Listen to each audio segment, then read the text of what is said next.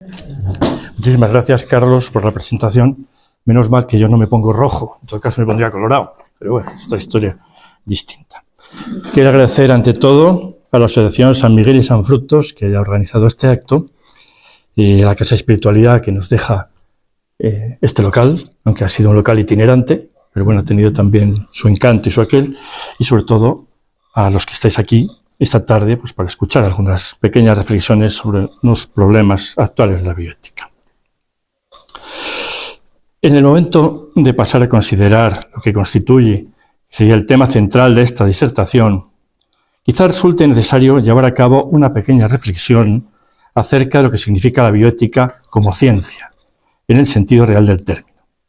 Y es que como tal consta de diversos elementos interrelacionados, de los que cabría distinguir en primer lugar unos aspectos biológicos, ya que no en vano es una deriva de los conocimientos médicos, y los éticos, que se corresponden, y ahí ya vamos a encontrarnos con los primeros escollos, con planteamientos filosóficos, con cuestiones de moral e incluso con posicionamientos religiosos.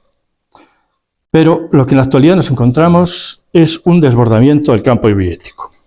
La ciencia y sobre todo la tecnología, con esos avances que podemos decir vertiginosos, que nos sorprenden diariamente, ha conducido a que esta nueva disciplina, tan solo superada en juventud por la etología, como precisó en su momento Gustavo Bueno, se halle casi desde el principio ampliamente desbordada.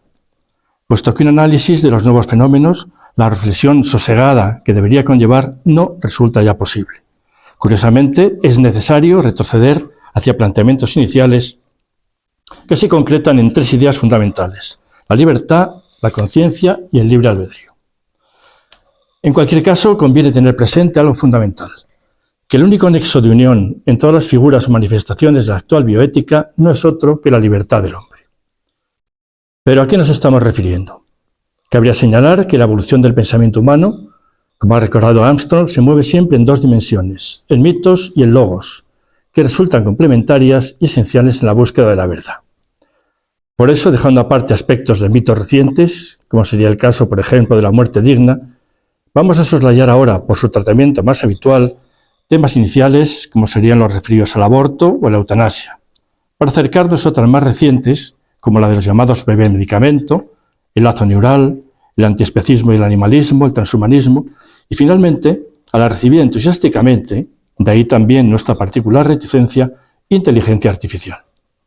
Pero también cabría considerar, entre otras muchas cuestiones, cuanto hace referencia a la objeción de conciencia, lo que atañe a los nuevos medicamentos y el cuidado compasivo, los límites de la voluntad en el testamento vital, el tráfico de órganos y los trasplantes, el consentimiento informado en los acuerdos de crioconservación de embriones. En fin, todo un amplio elenco de cuestiones que, como podemos observar, desbordan ampliamente nuestras perspectivas. Por eso, lo que ahora vamos a considerar no responde a ningún orden ni a ninguna clasificación rigurosa, sino el deseo más sencillo de informar acerca de una de ellas. Vamos entonces a referirnos a lo que hemos señalado en primer lugar, los bebés medicamento. Esos niños nacidos con el siglo. Su tratamiento hemos de retrotraerlo hacia el que se conoce como efecto perverso normativo, porque en definitiva, ¿qué son, qué significan estos bebés? Un bebé medicamento no sería otro que aquel que ha sido concebido después de un proceso que se conoce como diagnóstico genético preimplantacional, con la finalidad de que pueda curar a un hermano enfermo, merced a la donación de sangre de su cordón umbilical y, en su caso, de médula ósea. Pero, como toda realidad que afecta a cuestiones de bioética es poliédrica, debemos considerarlo atendiendo a diversos criterios o puntos de vista. Primero, desde un punto de vista que podríamos considerar humano, humanístico.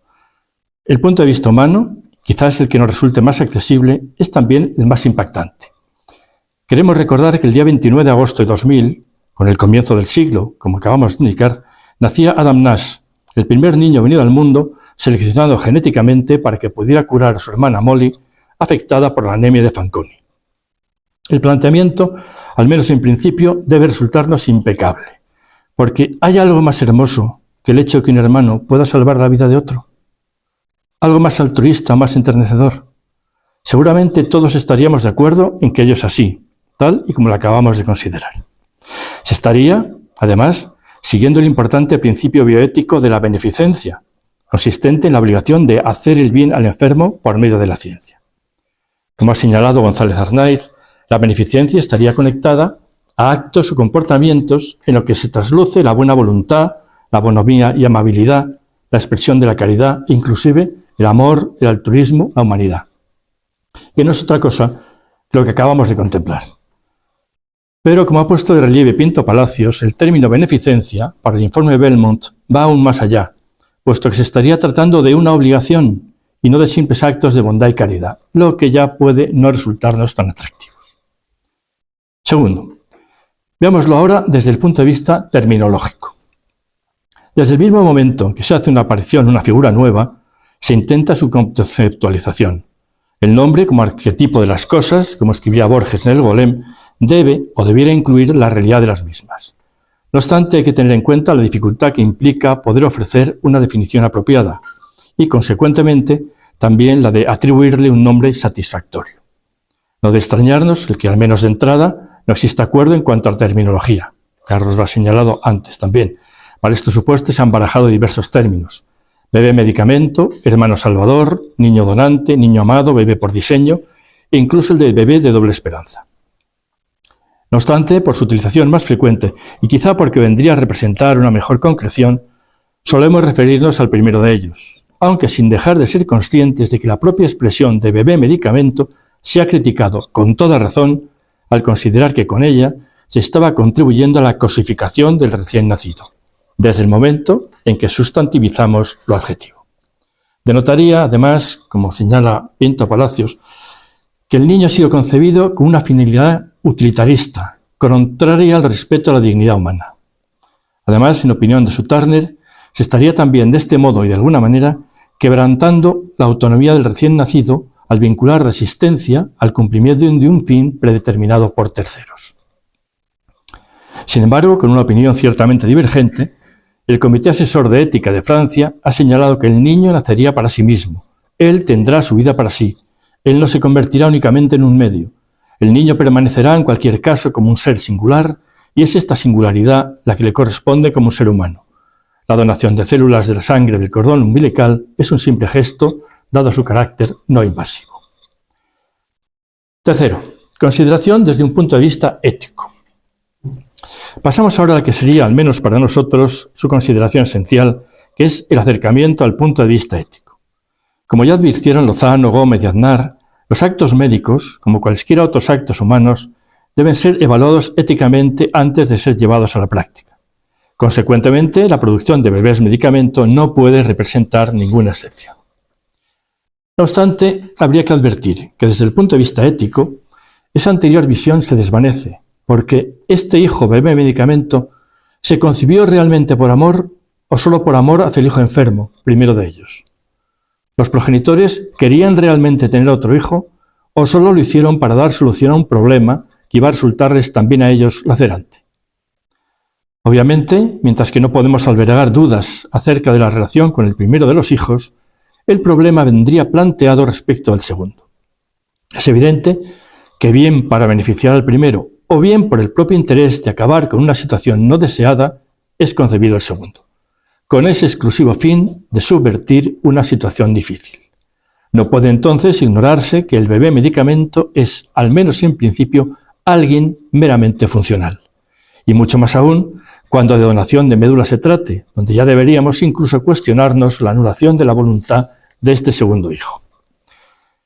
Además, tenemos que considerar otros aspectos singulares. Primero, la idea de existencia o no, la que se ha denominado autonomía reproductiva. Segundo, directamente concatenado con lo anterior, el principio bioético de autonomía. Tercero, finalmente, el principio bioético de la no maleficencia. En cuanto a la autonomía reproductiva, dado que se trata también de un concepto relativamente nuevo, su precisión conceptual es diversa, por lo que habría que atender, una vez más, a posicionamientos de índole filosófica. En opinión de Robertson, existiría una presunción favorable a la reproducción debido a la gran importancia que tiene para los individuos tener descendencia biológica para el significado de su propia vida, la conexión con las generaciones futuras y los placeres de la crianza de los hijos. Llegados a este punto, pues hay que entender que Robertson nunca tuvo hijos o desconoce la exigente actualidad de los niños actuales. Pero bueno, bien está que haga estas reflexiones. En definitiva, lo que expresa no es otra cosa que una idea de realización y trascendencia, que está apartada de criterios puramente biológicos y que en lo que al orden generacional se refiere puede llegar a resultar especialmente atractiva para los individuos. Esta idea, que parece sencilla, nos enfrenta a una cuestión filosófica trascendental, que no puede obviarse y que nos conduce directamente hacia la idea del bien o de lo bueno. Alasdair MacIntyre plantea este problema a través de los postulados lógicos que le llevan a un discernimiento, complejo si se quiere, pero demostrativo de lo que se pretende al respecto. Y es que lo que es bueno para una sociedad puede no serlo para otra. Hay un condicionamiento subjetivo, a nivel de sociedad obviamente, pero asimismo inclusive en los individuos aislados, que nos lleva a reconducir la categoría del bien y por ende de lo bueno hacia unos terrenos que no son comunes, lo que dificulta grandemente una concepción científica que no se halle universalmente generalizada. Nadie discute la ley de la gravedad o cuestiona un teorema matemático, pero el hecho de que en una sociedad se respete la vida de los no nacidos, o por el contrario, se señale como derecho individual de las gestantes, nos lleva a consideraciones divergentes. La idea entonces de qué es el bien o qué es lo bueno desciende a terrenos ideológicos, que soslayan la idea científica como universalmente válida, y lo que es aún más preocupante, intentan eludir su dimensión espiritual. Amparada en la autonomía, que no es otra cosa que la libertad subjetiva, desde luego muy alejada de los planteamientos que hiciera el cardenal Newman, se estaría justificando la generación del bebé medicamento. Si bien, en cuanto a libertad productiva, entendemos que ésta debe fundamentarse en 3 aspectos: autonomía, beneficencia e igualdad. La libertad subjetiva, en que se concreta la autonomía, debe quedar constreñida por los valores libremente aceptados por las personas, aunque a la postre tenga también un contenido instrumental. En cuanto a la beneficencia, no es otra cosa que la tendencia al logro, la maximización del bien, lo que nos lleva a la inconcreción del señalamiento de la propia idea de bien, que lo acabamos de contemplar, tiene tantas lecturas como individuos, por esa predicción subjetiva que solemos hacer respecto de este concepto. Frente a ello nos encontramos una tesis interesante planteada por Savulescu, quien desde un punto de vista claramente transhumanista considera éticamente aceptable, al menos en términos generales, el deseo de mejorar la condición humana, con tecnologías para eliminar el envejecimiento, potenciando las cualidades humanas, intelectuales, físicas y psíquicas de los individuos. Aunque encontramos en ello fundamentos de lo que Musk denomina el lazo neural, que en principio puede resultar incluso deseable, pero es lo cierto que este tipo de enunciados nos recuerdan peligrosamente lo que fue el intento de consecución de una raza aria superior con un resultado que todos conocemos. Savulescu entonces enuncia el principio de la beneficencia procreativa, cuyo contenido sería el siguiente: si las parejas, o en su caso una persona sola, han decidido tener un hijo y la selección es posible, entonces tienen una razón moral significativa para seleccionar entre todos los posibles aquel niño cuya vida cabe razonablemente esperar, de acuerdo con la información disponible, que será la mejor, o al menos no peor que en cualquier otro caso. Cabe entonces llamar la atención sobre algo importante. No debemos confundir la moral, que puede identificarse con la moral social, de los comportamientos éticos. No obstante, este principio no actúa tampoco como una obligación moral absoluta. Es solo indicativo de la existencia de una razón moral significativa para actuar en este sentido, tratándose entonces de lo que sería un principio moralmente neutro. A ello podemos añadir también la idea del principio bioético de justicia, que no es otro que la posibilidad del acceso de cualquier estrato social a las técnicas reproductivas. Pero, insistimos, teniendo en cuenta esa dicotomía que acabamos de señalar. Finalmente, cabría enfrentar el principio bioético de la no maleficencia, del que Gracia señala que se trata de un principio básico de todo el sistema moral que enlaza con la tradición medieval de reconocer el bien como fin de la conducta del hombre, expresada en la máxima bonum est faciendum et malum vitandum, haciendo el bien y evitar el mal. Por nuestra parte, participamos de la opinión de Orlando Mejía, quien ha venido a señalar sin ambajes que el niño Adam Nash fue manipulado genéticamente en su etapa de embrión y que además fue programado para nacer en el mundo con el objetivo de resolver el problema médico de un tercero. Por lo que estaríamos ante un caso claro de transgresión del denominado imperativo categórico kantiano, quien en la fundamentación metafísica de las costumbres advierte: obra de tal modo que uses la humanidad, tanto en tu persona como en la persona de cualquier otro, siempre como un fin al mismo tiempo y nunca como un medio. Es que para Kant resulta esencial reconocer que los seres racionales son fines en sí mismos y nunca solo medios de otros, porque, como advierte Mejía, está en juego, es una relación crucial para respetar el principio de humanidad, el reconocimiento de que la condición de seres racionales nos permite ser autónomos y libres para tomar decisiones morales. Cuarto, veamos ahora el problema de los embriones. Con este siempre complejo problema de los embriones, volvemos al interrogante de Hamlet, ¿ser o no ser? Y eso es lo que realmente se produce respecto de los embriones. El que se elige para devenir un niño medicamento, pese a los posibles daños físicos o psíquicos que pueda sufrir, está destinado a ser. Como se ha dicho, la alternativa para este niño no es otra existencia en la cual es concebido de otra manera, sino la no existencia. Y así, por todos, terminaría señalando Brock, que aun cuando considerásemos moralmente ilícita la selección efectuada, siempre será mejor alternativa para el embrión que se beneficia de la vida que la no existencia. Singular tautología con la que se estaría inhibiendo todo planteamiento ético. Pero esta idea, que parece en un principio irrefutable, nos conduce al campo mucho más arduo de la conservación o destrucción de los embriones. Es este, sin lugar a dudas, el aspecto más espinoso de la cuestión. Para poder solucionar el problema del primogénito, la pareja debe someterse a un proceso de fecundación in vitro, cuya finalidad no es otra que la consecución del mayor número posible de embriones. A continuación, habría que practicar biopsias a estos embriones para poder determinar las posibles enfermedades genéticas transmisibles, a la vez que el examen de su histocompatibilidad con el sistema inmunitario del hermano receptor.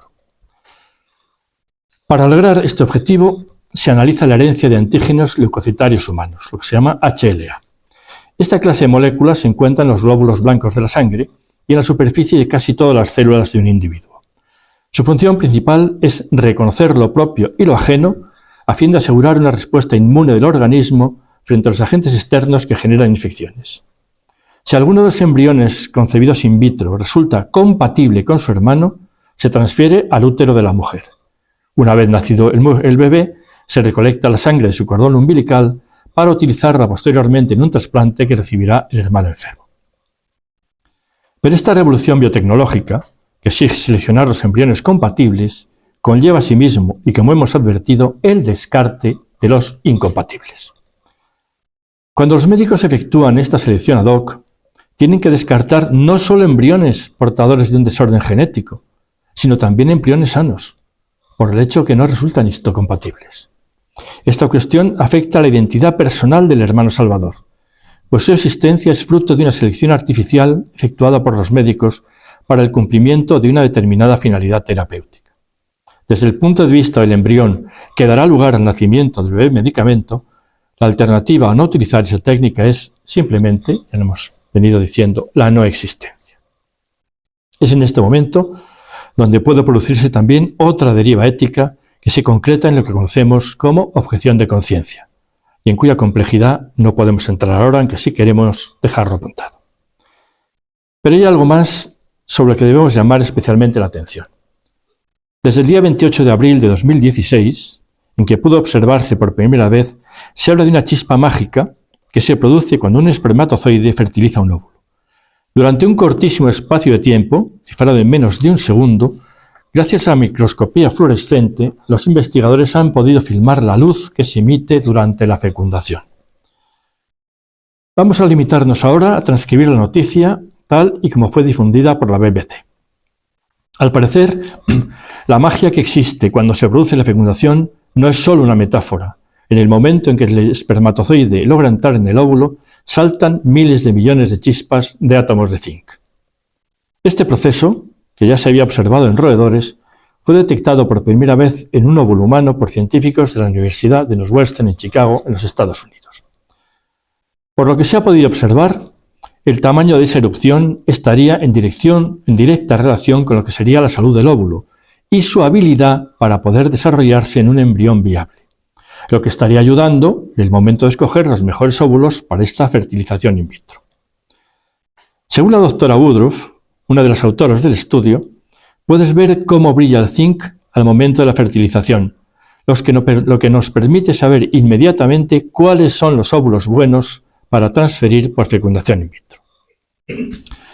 Para la doctora Feinberg, este sería un descubrimiento importante, porque nos ofrece una forma fácilmente visible y no invasiva para evaluar un óvulo y eventualmente un embrión antes de ser implantado.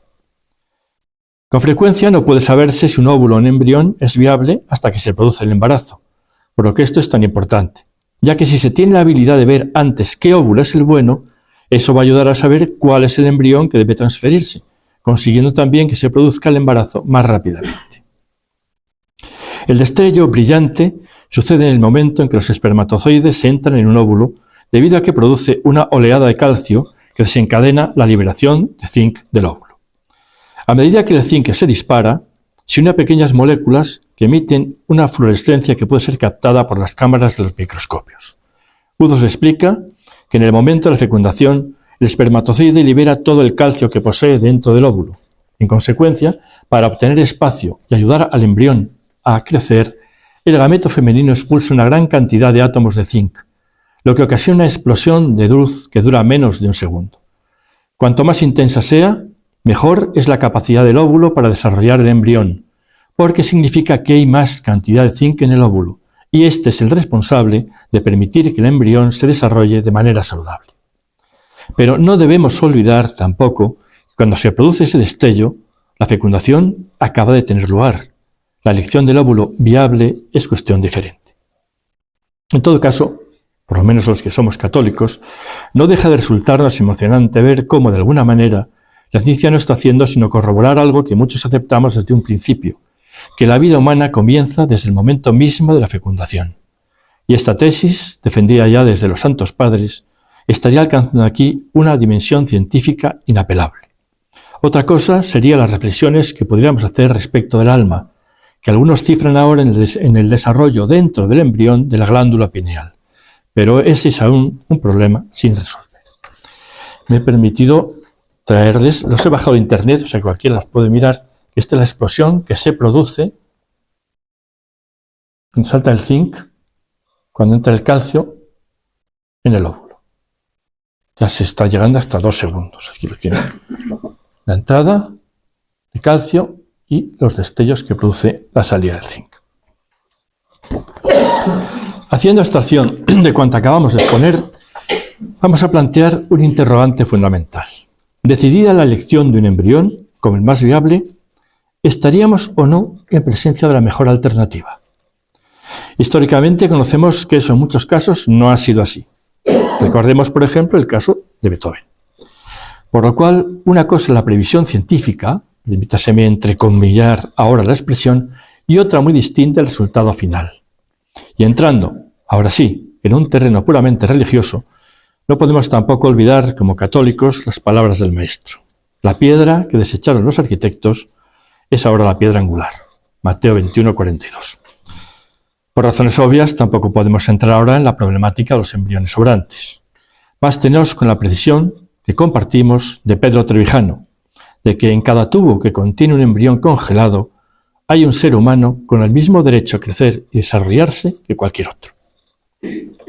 Quinto, finalmente, vamos también a referirnos al punto de vista jurídico. Yo siento tener que entrar en un punto de vista jurídico que es simplemente pesado. Para mí es lo más pesado que existe, pero no tengo más remedio que entrar en ello. Entendiendo que este punto de vista es el más árido, y si se nos permite el menos científico de todos ellos, vamos a comenzar con una expresión que los juristas conocemos sobradamente, la expresión salvo buen fin. No es otra cosa que una justificación de medios en el que se pueden ampararse decisiones controvertidas. En este caso concreto, más allá de la finalidad perseguida, que puede resultar muy loable, lo que encontramos es sencillamente un contrasentido. Y es que, nos guste o no, el derecho no es, como se ha dicho, la vida, sino que va detrás de la vida, dando muchas veces auténticos palos de ciego. El primer acercamiento a estas cuestiones vino a constituirlo la Ley 13/1988 de 22 de noviembre de técnicas de reproducción asistida, en cuyo artículo 12.1, sin referirse expresamente al diagnóstico genético preimplantacional, se señalaba que toda intervención sobre el preembrión vivo in vitro con fines diagnósticos, no podrá tener otra finalidad que la valoración de su viabilidad o no, o la detección de enfermedades hereditarias, a fin de tratarlas, si ello es posible, o desaconsejar su transferencia para procrear. Es decir, la ambigüedad característica de la norma, cuando no sabe muy bien a qué se está refiriendo, lo que da lugar a interpretaciones diversas. Mayoritariamente se entendió que estaba ya admitido en España el diagnóstico genético preimplantacional. Pero las dudas suscitadas, sobre todo en lo que podría referirse a los bebés en medicamento, se agravaron con la Ley 45/2003 de 21 de noviembre, que modificaba algunos aspectos de la legislación anterior, con la finalidad de dar solución al problema de los embriones sobrantes de la fecundación asistida. De nuevo, volvemos a criterios interpretativos. En este caso, frente a una opinión mayoritaria que no veía en ello mayores inconvenientes, cabría destacar, por opuesta, la mantenida por Silva Sánchez, que llegaba a admitir incluso la posibilidad del delito, contemplado en el artículo 162 del Código Penal, al considerar que la fecundación de óvulos, con la idea de someter a los embriones resultantes a un diagnóstico genético e implantar solo los que resulten sanos y no los que padezcan enfermedades, literalmente, fecundación de óvulos con el fin de destinarlos a la procreación y, consecuentemente, también con el de descartarlos. La Ley 14/2006, de 26 de mayo, de técnicas de reproducción humana asistida, aborda ya la regulación de este diagnóstico genético, permitiéndose la figura del bebé medicamento al disponer en su exposición de motivos que el diagnóstico genético podría utilizarse para seleccionar preembriones para que en determinados casos y bajo el debido control y autorización administrativos puedan servir de ayuda para salvar la vida del familiar enfermo. Determinados casos, bajo el debido control, volvemos nuevamente a las interpretaciones, porque ¿quién podría ser ese familiar enfermo beneficiario? En una interpretación extensiva del artículo 12.2, cabría entender que venía a ponerse el acento en la idea de los fines terapéuticos para terceros, siendo terceros cualquier familiar, los padres e incluso cualquier otra persona ajena al círculo familiar. Pero esta idea fue desestimada porque la finalidad de la norma era ofrecer una solución terapéutica a un hermano enfermo. Y como siempre sucede, con una falta absoluta de originalidad, la legislación española quedaba amparada por el criterio mantenido por las legislaciones de nuestro entorno. Si bien se habla siempre de un entorno geográfico, sin tener en cuenta el sociológico, que podría denominarse entorno cultural, evidenciado por valores semejantes. Es decir, culturalmente o por valores estamos más próximos a un argentino, por ejemplo, que a un neerlandés. Sin embargo, nuestro entorno sería Nederland. Como nota aclaratoria, señalamos lo acertado de Pinto Palacios al arguir que el bebé medicamento solo podrá tener un HLA idéntico con el hermano enfermo y nunca con los padres, dado que estos solo comparten con el hijo la mitad de los genes implicados en el sistema antígeno-leucocitario humano, lo cual parece bastante sensato. Centrándonos ahora en la jurisprudencia más representativa del Tribunal Constitucional, como sería la sentencia del 53/1985 de 11 de abril sobre despenalización del aborto, que aunque no parezca venir al caso, tiene connotaciones importantes, sobre todo en cuanto a la selección del bebé medicamento. Ante el recurso de inconstitucionalidad planteado contra el proyecto de ley orgánica de reforma del artículo 147 bis del Código Penal, y después de haber reflexionado acerca de la protección constitucional del nasciturus, derivada del artículo 15 de la Constitución, por el cual todos tienen derecho a la vida, el planteamiento inicial no podía ser otro que el de considerar si en ese todos iban a tener también cabida los nasciturus.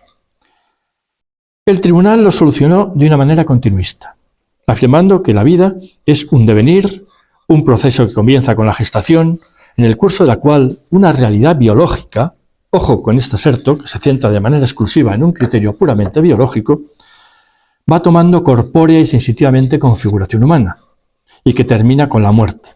Es un continuo sometido, por efectos del tiempo, a cambios cualitativos de naturaleza somática que tienen un reflejo en el estatus jurídico público y privado del sujeto vital. Igual que utilizamos este criterio, esta conceptualización para el comienzo, lo podemos utilizar también para el final. Ojo que entraríamos en un terreno de la eutanasia también bastante comprometido. A partir de esta idea, la vida vendría a ser la proyección de un valor superior del ordenamiento jurídico constitucional, constituyendo no solo un derecho fundamental esencial y troncal, en cuanto es el supuesto ontológico, sin el que los restantes derechos no tendrían existencia posible. Pero el problema va a radicar en la consideración de los derechos fundamentales, a partir de esa proyección que dice de un valor superior del ordenamiento jurídico constitucional, y que no sería otro que la propia vida humana. La sentencia se asienta sobre la doble consideración de esos derechos a los que considera, por una parte, como derechos subjetivos, y por otra, como valores informadores del conjunto de la organización jurídica y política, por constituir elementos fundamentales del orden político y de la paz social.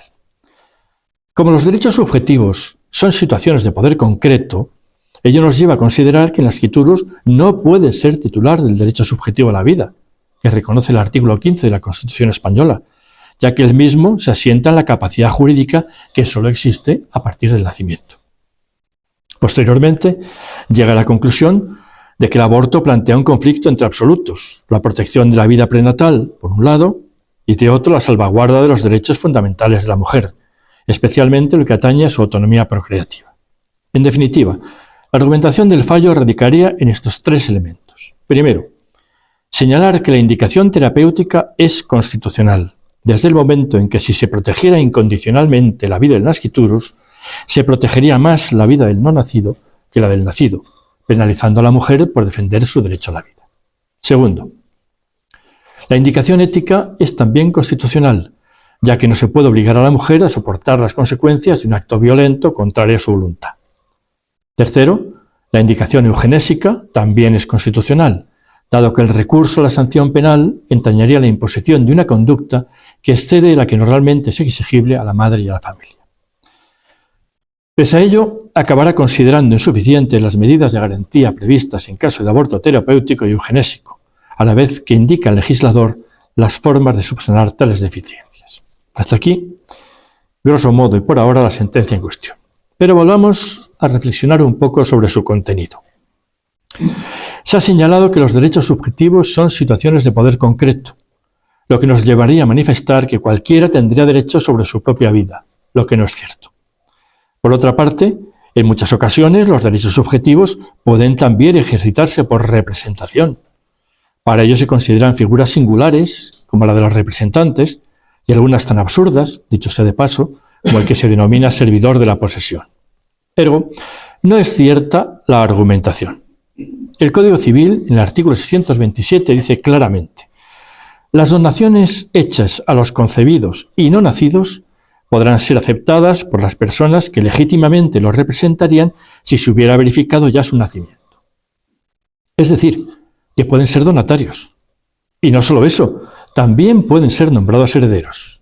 Allí está, sin ir más lejos, el artículo 29 del Código Civil, que con pasmosa claridad señala: el nacimiento determina la personalidad, pero el concebido se tiene por nacido para todos los efectos que le sean favorables, menos por lo visto para que pueda vivir. Pero hay algo más. No solo hablamos del nasciturus, sino también del concepturus, del que ha de ser concebido, al que puede instituirse heredero a través de la sustitución fideicomisaria que recoge el 781 del Código, y de forma explícita y directa, según el texto de la Ley 14/2006, de 26 de mayo, de técnicas de reproducción asistida, que en su artículo 9 preveía su institución directa, tratándose entonces de un heredero sometido a la condición de nacer. Todo ello como consecuencia del consentimiento, recogido en el artículo 6.3 de la norma, prestado en escritura pública, en testamento o en otro documento de instrucciones privadas. Obviamente nos señala cuál puede ser este documento. Volvemos siempre a las imprecisiones normativas cuando está dando palos de ciego. ¿Y para qué? ¿Con qué objeto? Para que el material reproductor del varón, ya sea marido o persona no unida por vínculo matrimonial, pueda ser utilizado, ojo, en los 12 meses siguientes a su fallecimiento para fecundar a su mujer. Situación especialmente interesante, porque en este caso concreto pudiéramos contemplar que un bebé medicamento se gestara únicamente por la voluntad unilateral de la madre, a cuyo albedrío quedaría entonces la decisión de llevarlo a cabo. Aparte de los problemas que ello pudiera generar respecto a la preterición hereditaria, el artículo 814 del Código donde nadie se mete, pero que es francamente interesante y que se complica precisamente por esta normativa de 2006, si es o no intencional esta preterición, lo que queda meridianamente claro es que no ya el concepturus, sino que el posible concepturus puede ser nombrado directamente heredero, pero no se protege su vida porque por lo visto no es un bien tan importante.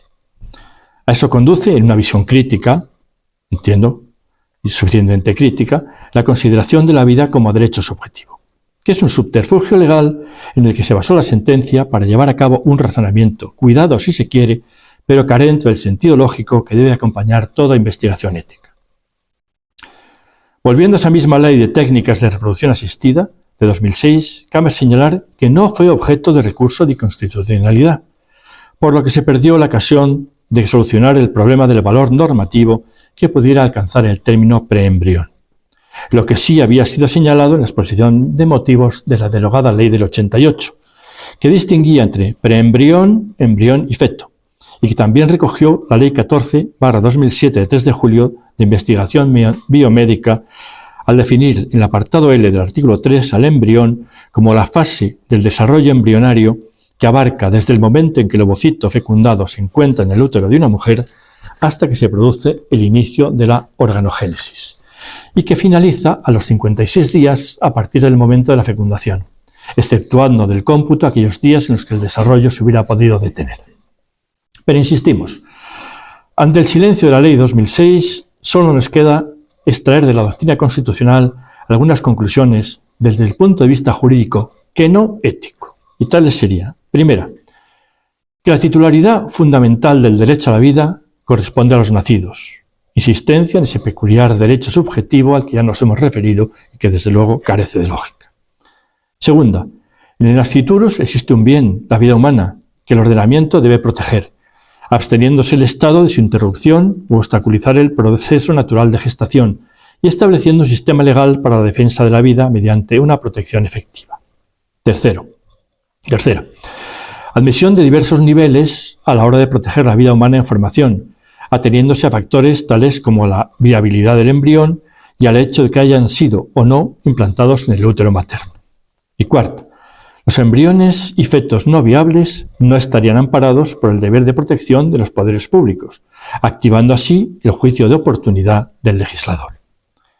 Con todo ello, lo que sí podemos contemplar son situaciones derivadas de un escaso tratamiento científico con la idea de acomodar el ordenamiento a las fluctuaciones de una sociedad en continuo cambio.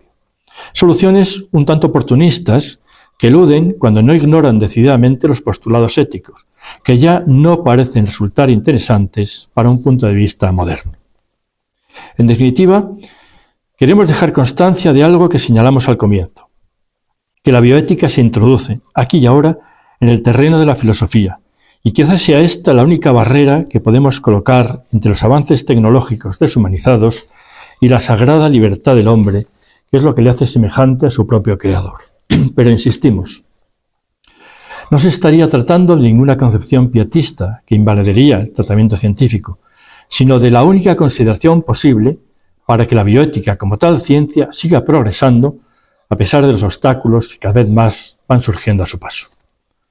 Y para terminar, después de haber mostrado un poco de ese confusionismo reinante y las inconcreciones con las que nos encontramos a diario, no nos queda más que repetir las palabras de Sócrates, en la que se concretan los dos postulados de su método, de la ironía y la mayéutica, y que dicen así: no puedo enseñar nada a nadie, solo les puedo hacer pensar.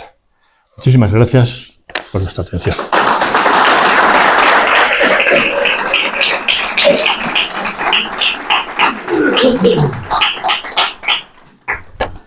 Si tiene alguna pregunta, intentaré contestarla. Si no la sé, pues o me la invento o me la estudiaré. Sí. Yo creo que con esta circunstancia estamos asistiendo a una nueva forma muy grave de esclavitud. O sea, puede darse el caso de que hay un hijo principal ligado y un hijo secundario, que este hijo secundario está destinado a suministrar sus órganos a sus padres. Sí, la funcionalidad que hemos hablado. Bueno, el trasplante de órganos todavía ya hay la libertad y es otra cosa distinta. Estamos hablando en principio de trasplante de sangre del cordón umbilical y, si acaso, trasplante de médula ósea. La donación de órganos y trasplante de órganos es una cuestión completamente ya perfectamente voluntaria. No podemos meternos ya en esa esclavitud. El hombre sigue siendo libre todavía mientras le dejen. Aunque pueda votar, pero sigue siendo libre todavía. Entonces, no se entra en eso y ni se puede entrar ni se entraría jamás en esa idea. Otra cosa es que, libremente, un hermano sí puede ser donante de su hermano si quiere. Pero ya eso entra en su vida. No, yo solamente quería saber, se está muy generalizado estas prácticas. No. ¿El número? No. No, porque tiene una complejidad. Por eso decíamos que uno de los terceros puntos es la accesión a que todos pudieran tener estas prácticas. Claro, esta situación favorece mucho, pero claro, todavía no estamos desarrollados tecnológicamente nosotros para entrar en este desarrollo, pero efectivamente todavía son restrictivas. De todas formas, sí voy a decirle que cuando se conoció a este chico Adam Nash, en el año 2000, nacen los niños medicamentos, nacen con el siglo, se utilizaron 33 embriones. Sin embargo, se llevó después posterior, una estadística posterior con otros en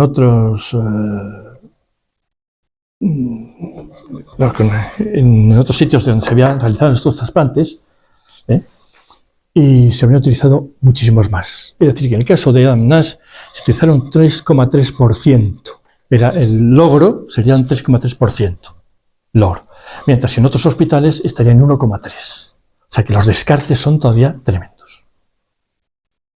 Yo quería preguntar, en los casos en los que esto se ha hecho, las familias que han hecho esto, ¿cómo ha evolucionado con el tiempo? Es decir, los segundos hermanos no nacen más débiles, porque de momento dirán que no es invasivo. A mí me suena bastante saludable. Bueno, la verdad es que le voy a decir una cosa, el cordón umbilical, ya que tenemos un médico, puedo decir, y otro médico ahí también, puedo decir, pues normalmente se desechaba siempre, y los niños no nacíamos con taras. Se cortaba el cordón umbilical y se acabó la presente historia. Tenías un ombligo más o menos más adecentado o menos adecentado y no pasaba absolutamente nada. Por lo tanto, aprovechar la sangre del cordón umbilical no es una técnica invasiva.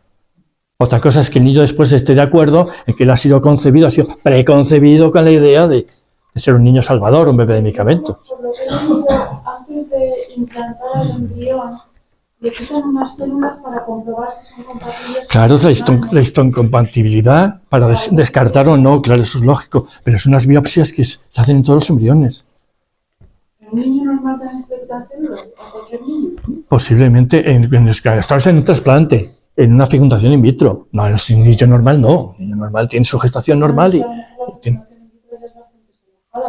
quiero decir que si el niño que va a nacer, es verdad que gracias a que es un salvador nace, pero están haciendo quizá muy débil. Pero estamos hablando de embriones, por eso sé que ahí teníamos los descartables y el único problema que teníamos ahí era el descarte, que no eran solo aquellos que tuvieran una tara genética, por ejemplo, una enfermedad que pudiera ser transmisible, sino que estábamos descartando también embriones perfectamente sanos porque no son histocompatibles. Ese es el problema. Bueno, y no sé. Sí. Histocompatible significa que esa sangre del donante no le va a hacer daño al donatario. receptor. Claro. Entonces, eso es lo que significa, pero nada más que eso. Pero se descarta. Cuando no son histocompatibles se descarta. Es decir, bebé sano que cuando nace la sangre del cordón umbilical no se le podría inyectar porque no es compatible. Pero estamos hablando de algo que normalmente se desecha. ¿El coste de las prácticas de estas técnicas es elevado? No lo sé. ¿El coste? No tengo ni idea. No, porque si no también plantea un problema de, bueno, son técnicas... No, por eso hemos desarrollado los 3 puntos que había dentro de la bioética, que tiene que ser acceso a toda la sociedad. Cuando se emplean estos técnicos, precisamente por la no maleficencia, por la beneficencia, el principio de la beneficencia, de beneficiar precisamente al enfermo, que tiene que ser accesible a todos. El coste yo no lo sé. Y es elevado porque una inseminación artificial normal y corriente está entre 3.000 y 6.000 euros. Pues esto tiene que ser más elevado Pero también. esto no tiene nada que ver. Litro, más de 9 y 12 y sí, dependiendo. Y si ya quieres seleccionar, Claro, lo que cuestan los niños, porque luego día al otro es una alegría. Estoy clarísimo, seguro que usted no ha tenido hijos en su vida, yo tampoco. Pero bueno, yo hablo de oídas. La ley ha solucionado con el nombre de nombrarlos pre-embriones. Claro. Cuando para nosotros es Un embrión, clarísimo. Una vida humana como. al darle este nombre pre-embrión, Ya estamos, pueden trabajar con ellos como pero eso no es ético. Entramos en lo jurídico, no en lo ético. Lo jurídico, para mí, particularmente, ya me aburre mucho. Me he quedado toda mi vida en lo jurídico y ahora ya lo he superado. Entonces me dedico a otras cosas que me parecen mucho más interesantes y más entretenidas. Es llamativo el lenguaje que se usa, ¿no? La pregunta de él ha sido buenísima, cosa que se ha quedado, yo creo que a medio contestar, a medio preguntar y a medio contestar. Pero, por ejemplo, si en vez de bebé medicamento, no, lo digo de otra manera, en vez de gestación subrogada, es un eufemismo, yo digo pagar a una mujer como esclava para que tenga un hijo para otro. ¿Sabéis? Eso no se permite en España, sí en Estados Unidos. Ahí tienen ustedes el caso de, perdón, esa ordinariedad, éramos pocos y varió la abuela, referido a Ana Obregón, ¿no? Sí. O sea que, Pero pero bueno, ejemplo, no, aquí no se permite, aquí no se permite. Bebé medicamento decimos niño esclavizado para ponerse al servicio de otro o para ponerse... Bueno, eso no lo va a admitir ninguna legislación, ninguna normativa. No, simplemente Tenemos que utilizar, una palabra porque tenemos que utilizar eufemismos. A la gente le agrade para que no haga daño, para que sea inocuo, que no nos enteremos. Y luego está la normativa. Donde se den circunstancias, cuando se den, concréteme usted. No me concreta nada porque, insisto, el derecho está dando palos de ciego. Tiene la manía de meterse en todo, de regular todo. Una sociedad, lo he dicho muchas veces, perfecta, no necesita muchas leyes. Es una cosa que viene ya desde los griegos. Y se recoge en los romanos cuando hacía aquello de plurima leges, pésima república. A muchas leyes, a malos gobiernos, muchas leyes. Una sociedad organizada no necesita normas. O muchas normas. Por tanto, ¿qué pasa? Que el derecho es invasivo. A la gente le encanta regular. Meter normas en el BOE, hacer unos boletines, bueno, ya no, en papel. Pero cuando era en papel, hacer los cada día más gordos. Pero por Dios, si es que vamos a mirar todo está prohibido. Menos mal, antes, no digo a qué época porque no se puede referir, se decía que era una democracia orgánica que se caracterizaba por algo maravilloso, el incumplimiento sistemático de las normas. Creo que hay que volver a eso, al sacata, pero no se cumple, porque si no, estaremos hechos polvo. ¿Alguna cuestión más? Bueno, espero que les haya gustado. Son temas complejos, pero que... Claro, al menos una parte o los puntos principales, no sé si sería posible una revista que publique. No es posible por una razón, porque esto ya está publicado en una revista médica. Sí. Entonces me pidieron que la diera, he cambiado algo. ¿Y se puede saber? Pues si le digo la verdad, no lo sé. Porque son 2 ejemplares que me han enviado, pero como tengo tantos papeles, nunca los miro. Creo que es actualidad del derecho médico, alguna cosa así, pero no lo sé. Además en 2 números publicado. Entonces, pues claro, hay unos derechos de publicación, por lo que no pagan nada, pues es una cosa maravillosa. Como es un tema muy actual y además es que es aplicable a otros aspectos de la vida. Sí, bueno, es que la biotech está ahora, empezó a desarrollarse, ya digo, hace relativamente poco tiempo y está desbordada. Está completamente desbordada. Pero bueno, pues intentamos la sesión siguiente. Quería comentar una cosa. Tengo un amigo que es médico oriental, acupuntor coreano. Bueno, Una vez le pregunté el adjetivo. si él ha tratado... ¿Cómo? Nada. No son reflexiones mías en... Bueno. Una vez le pregunté si él ha tratado a personas que hayan nacido por inseminación artificial, o sea, con técnicas de reproducción asistida, y si nota alguna diferencia entre estos niños y los que nacen de forma natural, normal. Me dijo, no es Dios el que ha elegido esa célula, la ha tenido, o sea, a ese niño lo ha tenido que elegir otro que no es Dios, a ver quién es. Dijo, las personas que tengo que han nacido así son insoportables y yo creo que no tienen nada. Eso me dijo. Bueno, perdón, es esto.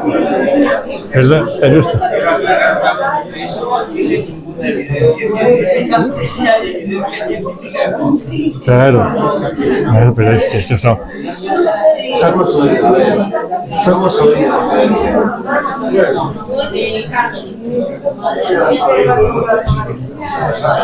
Eso son cosas de chinos.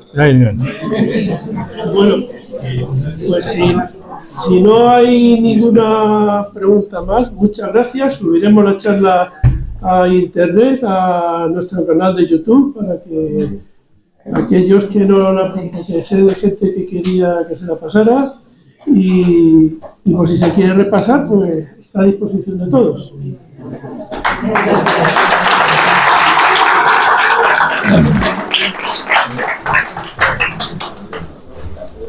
Así. No tenía gusto. Sí.